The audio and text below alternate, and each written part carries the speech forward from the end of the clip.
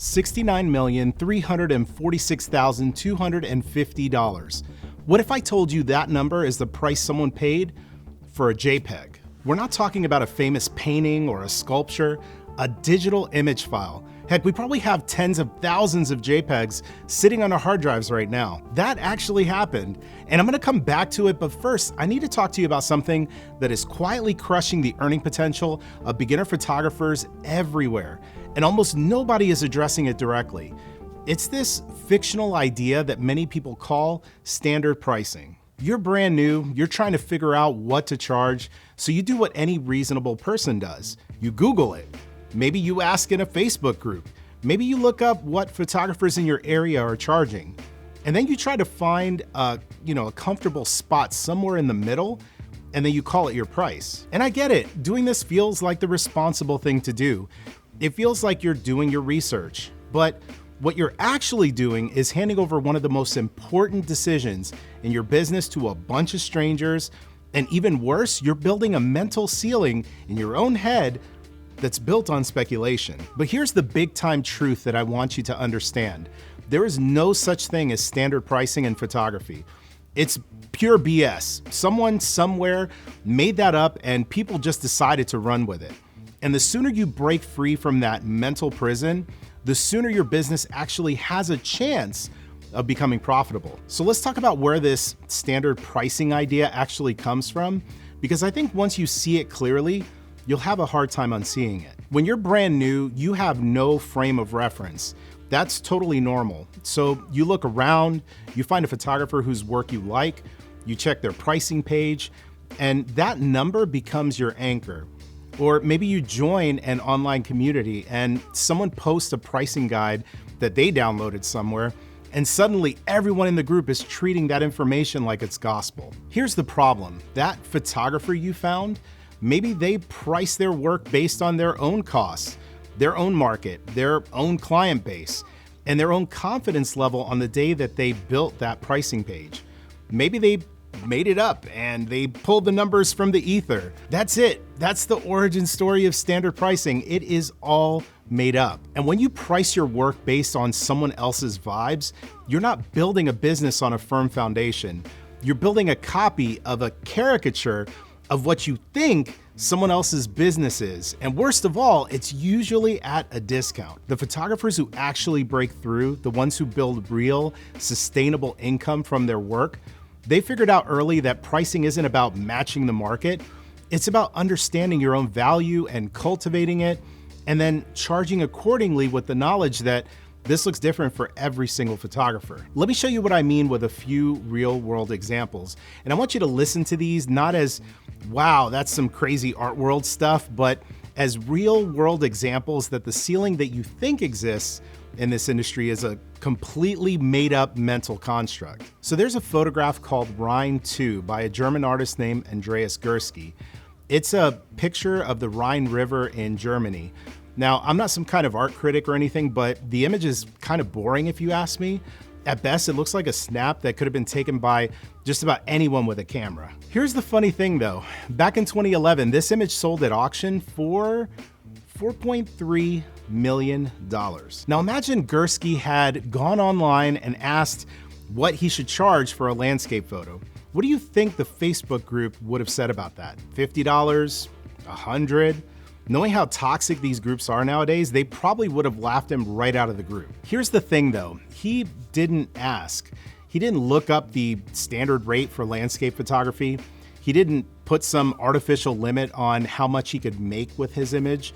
And someone ended up paying $4 million for what we could probably all agree is a basic photo of a river. Then there's Kevin Abosh, an Irish photographer whose celebrity portrait clients include people like Johnny Depp, Steven Spielberg, and many more. His portrait fee runs anywhere from $150,000 to $500,000. Not per campaign, but per sitting. In 2010, Abosh photographed a potato. An actual potato, pulled from the ground, placed against his signature black backdrop, lit the same way that he'd light any A-list subject.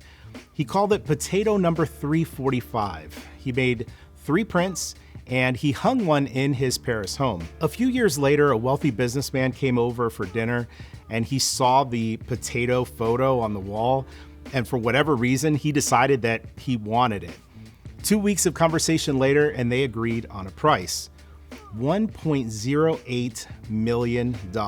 We're talking about a photo of a potato here. He didn't wonder if that was too much to ask for a photo of a vegetable.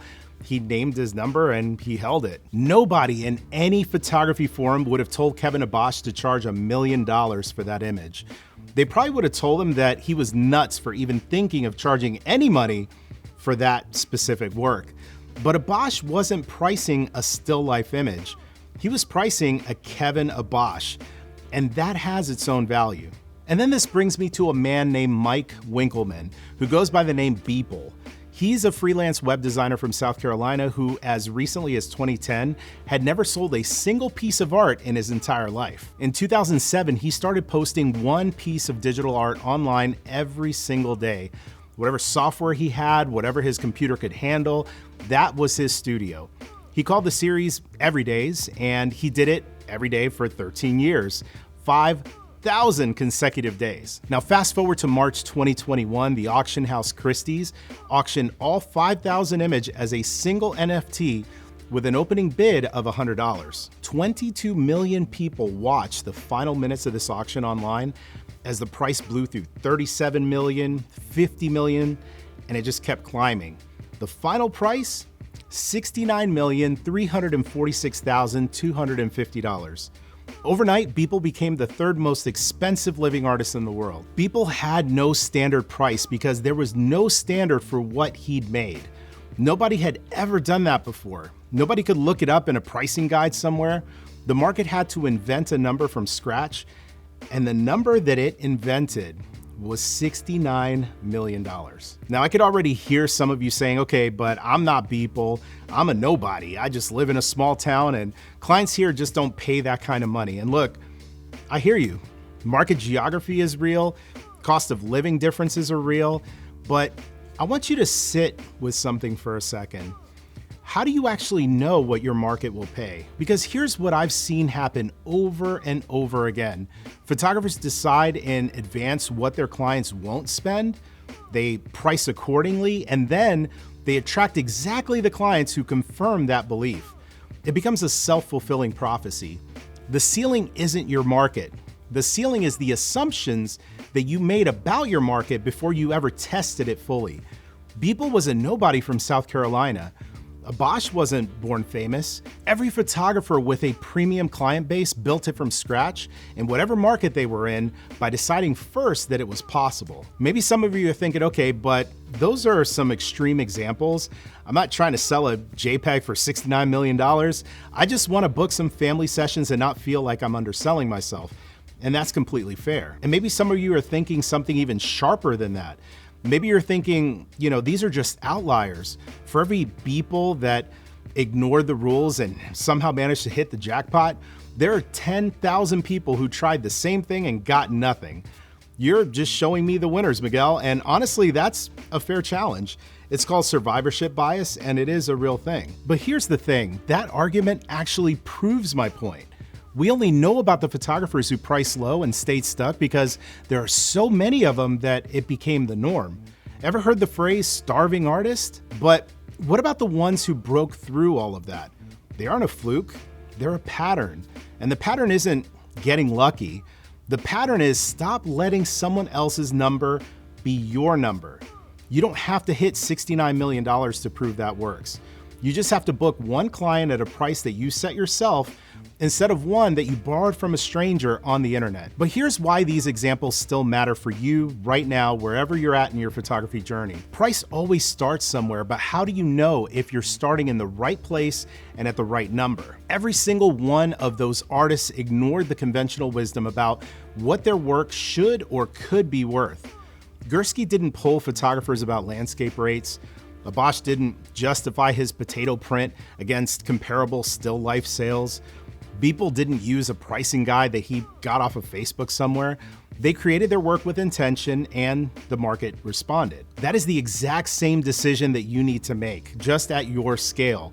Because right now, the most dangerous thing you can do as a creative is to let the internet or some other creative Decide what your work is worth. And before you say it, yes, I know there's another camp out there that will tell you the opposite, that it's actually somehow irresponsible to charge premium prices when you're just starting out, that you haven't earned it yet, that overpricing as a newcomer sets clients up for disappointment and it gives the industry a bad name. I've heard that argument and I understand where it comes from, but think about what the argument is actually saying.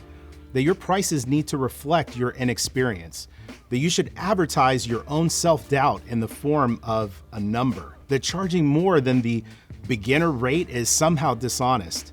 That's backwards.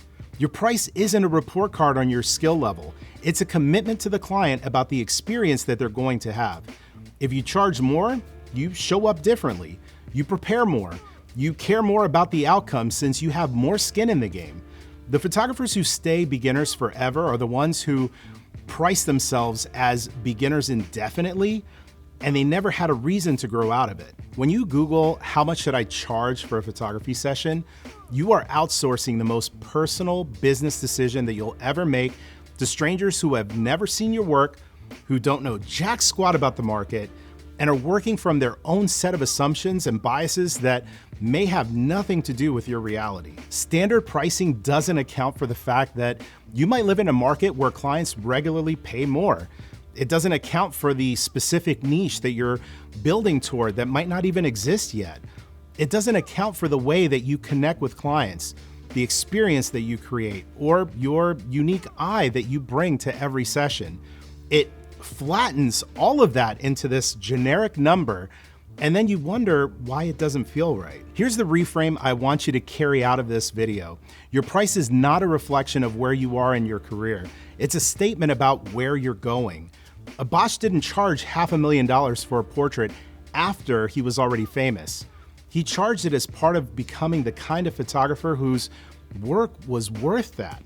The price preceded the perception. And you get to do that too at your level, in your market, right now. So if standard pricing is really a myth, made up garbage, BS, trash, what do you actually use instead? Here's how I think about it. Start with what makes you uncomfortable. Not like wildly unreasonable, but genuinely uncomfortable. Most beginners chronically underprice because they set their rates from a place of fear. Fear that no one will book them, fear that they're not good enough yet, fear of what other photographers will think.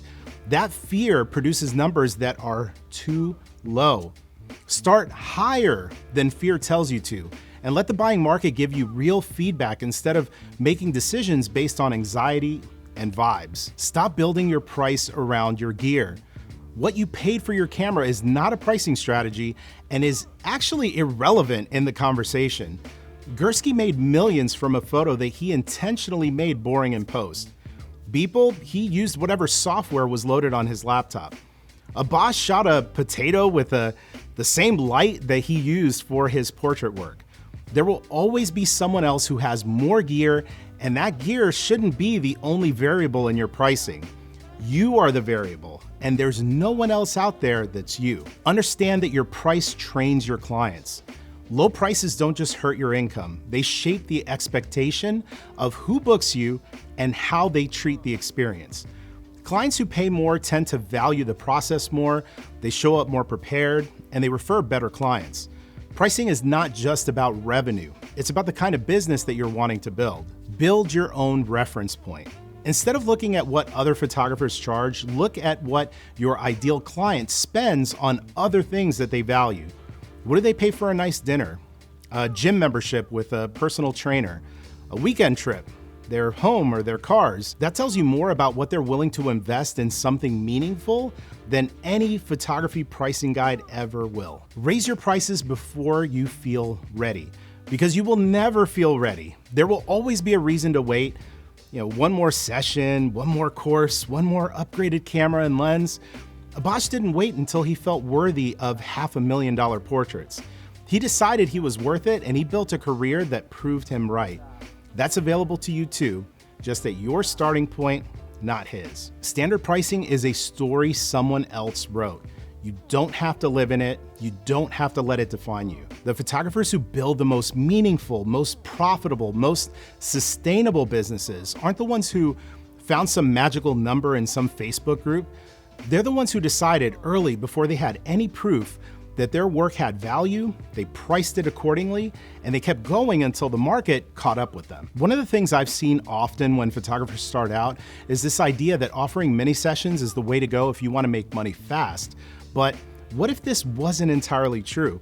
Click the video that you see on the screen and we'll continue the conversation there.